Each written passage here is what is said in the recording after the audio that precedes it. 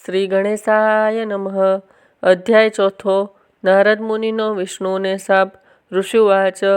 સૂત સૂત મહાપ્રાગ વર્ણિતા હૃદયભૂતા કથા ધન્ય તો સાંભવી માયા તદધિનમ ચરાચરમ. ઋષિઓ બોલ્યા, હે મહાપ્રાગ સૂત, તમે ઘણી જ અદ્ભુત કથા વર્ણવી છે. મહાદેવની માયા પણ ધન્ય છે. આ ચરાચર જગતમાં તેમને આધીન છે. સૂતે કહ્યું, માયાથી અતિ મોહિત થયેલા નારદ તે બંને રુદ્રગણોને શાપ આપવા છતાં શિવની ઈચ્છાને લીધે મૌન નિંદ્રામાંથી જાગૃત થયા નહીં.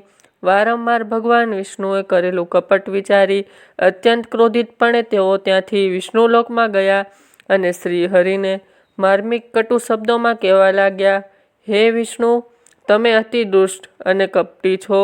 તમે સમસ્ત જગતને મોહ પમાડનાર માયાવી અને બીજાને ઉત્કર્ષને સહન નહીં કરનારા છો.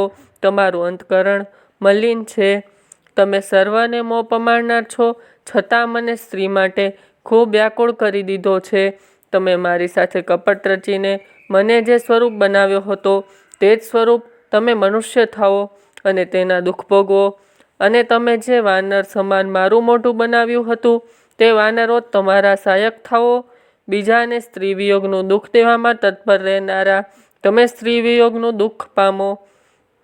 શ્રી હરિ સમજી ગયા હતા કે અજ્ઞાનથી મોહિત થયેલા નારદ મોહવશ થઈને મને શ્રાપ આપ્યો છે, એટલે તેમણે ભગવાન શિવની પ્રશંસા કરતા શાપ સ્વીકારી લીધો. ત્યારબાદ જે પોતાની માયાથી નારદ મુનિને મોહવશ કર્યા હતા તે માયાએ મહાદેવને પાછી ખેંચી લીધી. માયાનું આવરણ હટી જતાં જ નારદ મુનિ પહેલાંની જેમ શુદ્ધ બુદ્ધિવાળા થયા. એમની વ્યાકુળતા જતી રહી અને બોધ થવાથી ઘણા વિસ્મિત થયા. આમ પોતાના ભ્રમને છાણ્યા પછી નારદ તરત જ ભગવાન વિષ્ણુના ચરણોમાં પડ્યા.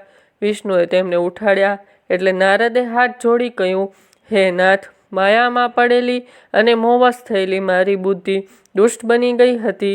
તેથી મેં તમને ન કહેવાના વચનો કહી શાપ આપ્યો છે. મારી દુષ્ટ બુદ્ધિએ આ પાપ કરાવ્યું છે, તો એ શાપના મીઠા કરો. મેં એવું ઘોર મહાપાપ કર્યું છે કે મારો નરકમાં વાસ થશે, માટે મારે નરકમાં ન જવું પડે એવું કોઈ પ્રાયશ્ચિત મને બતાવો, જેનાથી મારા સર્વના પાપો નાશ થઈ જાય. ભગવાન વિષ્ણુએ નારદ મુનિની બુદ્ધિ શુદ્ધ થયેલી જાણી કહ્યું, હે મુનિ, તમે હવે ઉદ્વેગ ન કરો. તમે મારા શ્રેષ્ઠ ભક્ત છો, તેમાં કોઈ શંકા નથી. હે નારદ, સૌ પ્રથમ તમે ભગવાન શિવના ઉજ્જવળ ચરણ કમળનું ધ્યાન ધરી તેમના તીર્થ સ્થળોમાં ફળો. આ યાત્રા પર્યટનમાં પરમાત્મા શંકરના અનુપમ મહાત્મય દર્શન કરતાં કરતાં છેવટે તમે ભગવાન શિવની પવિત્ર કાશીપુરીમાં જાઓ. ત્યાં જઈ સ્નાનાદિથી પવિત્ર થઈને ભક્તિપૂર્વક ભગવાન વિશ્વનાથના દર્શન કરો. એમની સ્તુતિ અને વંદના કરવાથી તમને સરહિત થશે. ત્યારબાદ તમે ત્યાંથી મારી આજ્ઞાથી તમારા મનોરથની સિદ્ધિ માટે બ્રહ્મલોકમાં તમારા પિતા બ્રહ્મા પાસે જઈ વિશેષ પ્રકારે એમની સ્તુતિ વંદના કર્યા બાદ એમની શિવના મહિમા સંબંધિત પ્રશ્ન પૂછજો. તમારી ભાવના જોઈને શિવ ભક્તોમાં શ્રેષ્ઠ એવા તમારા પિતા બ્રહ્મા તમને ભગવાન શંકરનું મહાત્મ્ય તથા સતનામ સ્તોત્ર સંભળાવશે. હે મુનિ, આજથી તમે ભગવાન શિવના ભક્તિમાં સદા તત્પર રહેનારા ભક્ત થાઓ અને ખાસ પ્રકારથી મોક્ષ મેળવો. ભગવાન શિવ તમારું કલ્યાણ કરશે.